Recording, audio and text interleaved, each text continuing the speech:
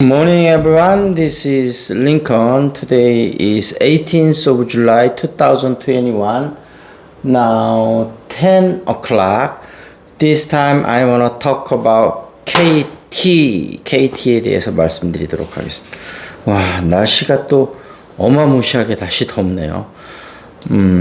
이제 아침에 조금 산책 겸 뭐 좀 슈퍼에 살 게 있어서 좀 갔다 왔는데, 와, 자전거 타고 갔다 왔는데도 장난 아닙니다, 장난. 좀 이따가 또 이제 산책 좀 나갔다가 식사도 좀 하고 그래야 되는데, 너무 더운데요. 일단 KT가 최근에 조금 상승을 많이 했죠. 그리고 이제 좀 조정받고 있는 중인데, 금요일 날은 33,050원 0.15% 올랐고, 52주 전고점이 34,450원이니까 거의 이제 전고점 근처까지 왔죠. 그래서 조만간 전고점을 뚫고 좀 올라가지 않을까. 외국인 비율이 90.44%나 되더라고. 외국인들이 지금 KT를 상당히 좋게 보고 있는 것 같아요.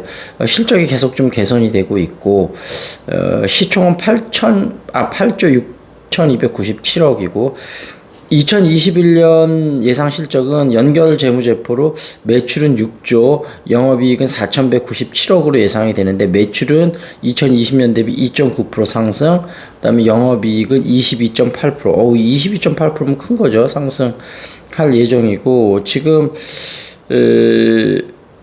뭐 어디가 좀 뺏기고 있는지 모르겠는데, 하여튼 KT가 꾸준히 좀 늘고 있어서 올해도 50만 명 정도 늘어서 가입자가 한 501만 명 정도로 될 거로 예상이 되고, IPTV하고 초고속 인터넷도 점차적으로 계속 매출이 늘고 있다고 합니다. 그리고 아무래도 망통신만 사용 이런 거를 앞으로 또 뭐 이런 여러 가지 인터넷 회사들한테 받을 가능성도 있고, 그다음에 KT가 그동안 이제 너무 정체돼 있어서 뭔가 성장 동력을 찾기 위해서 막 움직이고 있지 않습니까? 그래서 아직까지 무슨 확실한 성장 동력 이거다고 딱 잡은 건 아니겠지만, 그렇게 열심히 움직이다 보면 조만간 좀 뭐가 잡히지 않을까 싶습니다. 그래서 KT가 물론 약간 공기업 성격이어서 조금 무겁고 느리게 움직이는 것 있지만, 요즘은 옛날보다 몸집이 훨씬 가벼워졌거든요. 그래서 애널리스트들도 그 얘기를 많이 하더라고요. 삼성전자가 당분간 박스권에 갇혀 있을 거기 때문에 삼성전자 투자하는 것보다는 KT에 투자하는 게 어떠냐.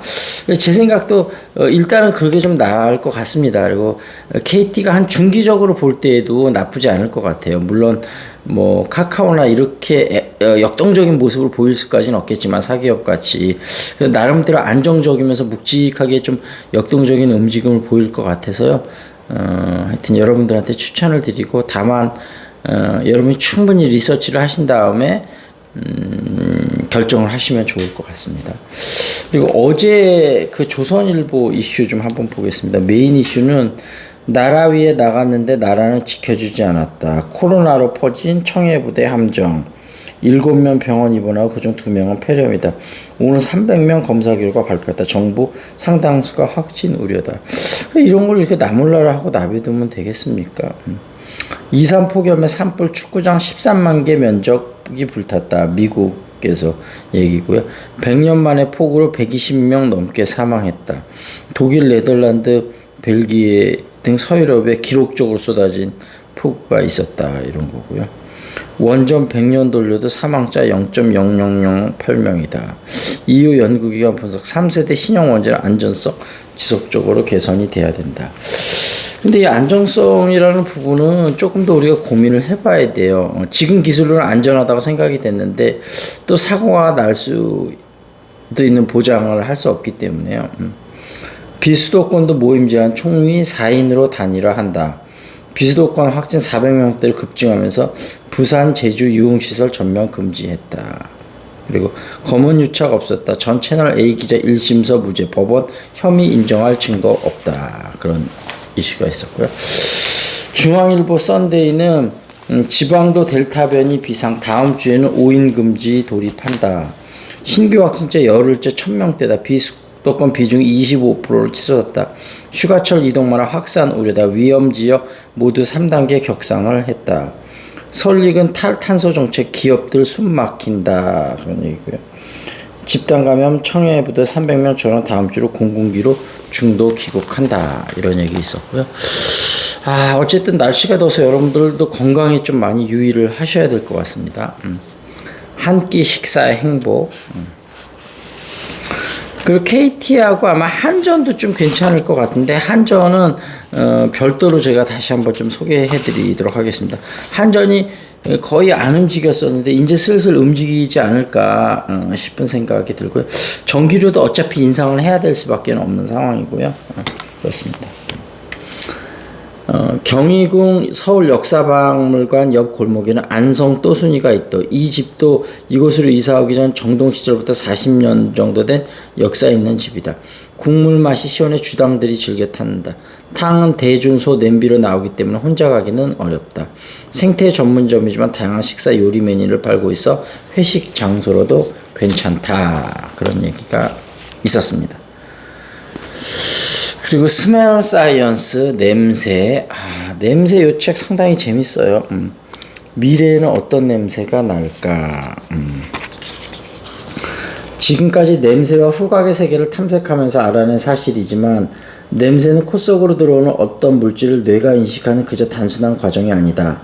냄새를 가지는 기체 분자는 코 속으로 들어와 이 분자를 수용할 수 있는 물질과 함께 열쇠와 자물쇠처럼 완벽하게 결합되어 신경세포를 자극해야 뇌에 신호가 전달된다.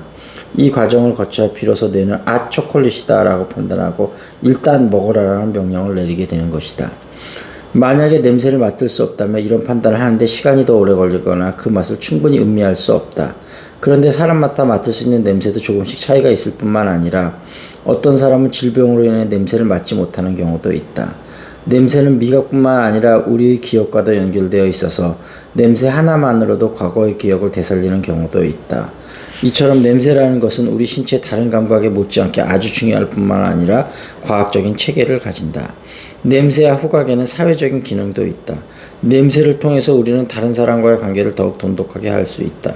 가령 더운 여름날 유난히 땀 냄새를 풍기는 사람 옆에 있는 것이 고통스러운 반면 은은한 향수 냄새가 나는 사람 곁에서는 기분이 더 좋아지기도 한다. 꽃의 경우도 마찬가지. 좋은 냄새를 풍겨서 더 많은 곤충을 끌어들일 수 있다면 식물은 열매를 더 풍성하게 맺을 수 있다. 동물에게 냄새는 더욱 중요하다. 우리가 그토록 싫어하는 모기도 결국 냄새로 사람을 골라잡아 공격하는 것처럼 동물에게 냄새는 꼭 생존의 방법이자 도구이다. 그런 얘기가 있었습니다. 그리고 요거를 한번 보도록 하겠습니다. 집이 언제나 이긴다. 요 책을 한번 좀 보도록 하죠.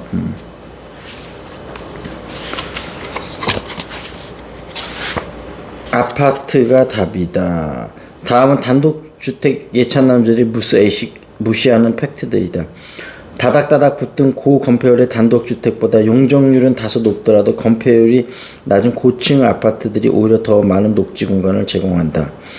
예를 들어 100평의 대지가 있다고 하자. 보통 도시의 단독주택은 일종의 한계 건폐율인 60%를 거의 다 써먹는다. 즉 100평 중 60평을 건물이 차지하게 된다. 반면 아파트는 보통 15에서 20% 건폐율을 보인다.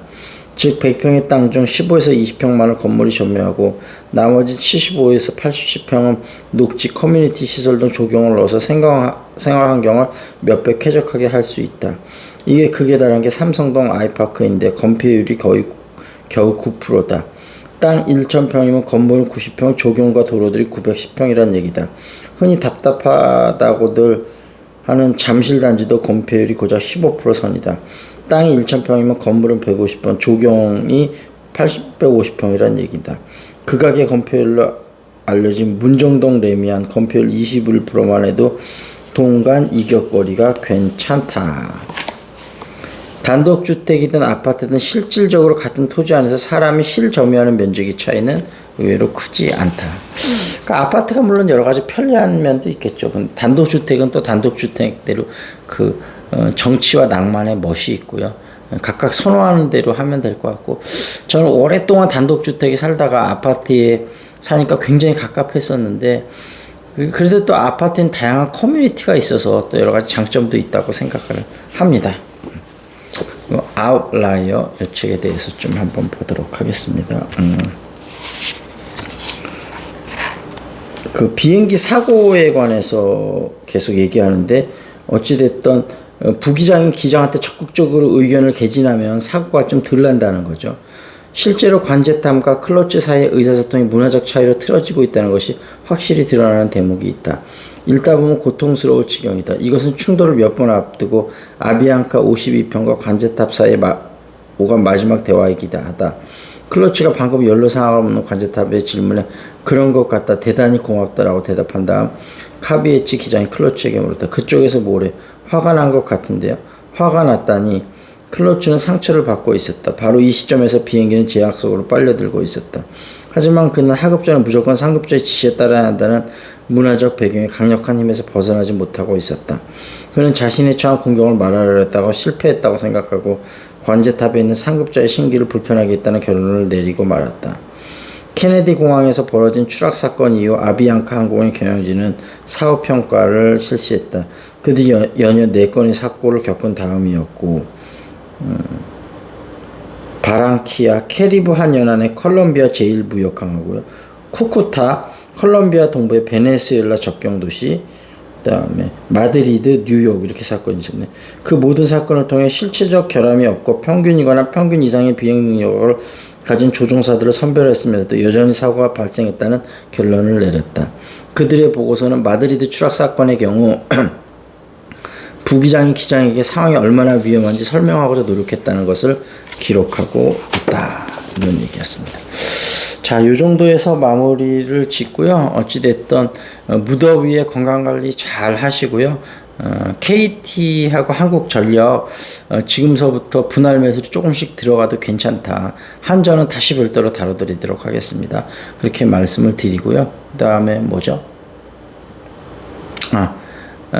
잉글리시 샤우팅 일주일 무료 참석이 가능하니까요. 재밌는 영어의 바다에 푹 담궈 드릴 테니까요.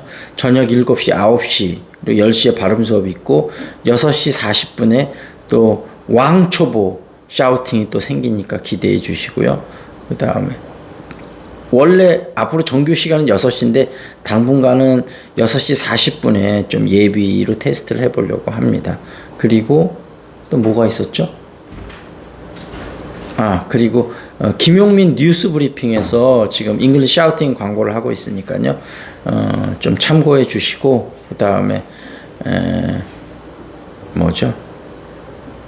주식이 좀 마이너스거나 좀 이익률이 마음에 안 드시는 분은 문자나 카톡에서 개인적인 상담을 꼭 받으시기를 추천드리도록 하겠습니다. 자, 여기서 마무리 짓겠습니다. That's it. This is Lincoln. See you next time.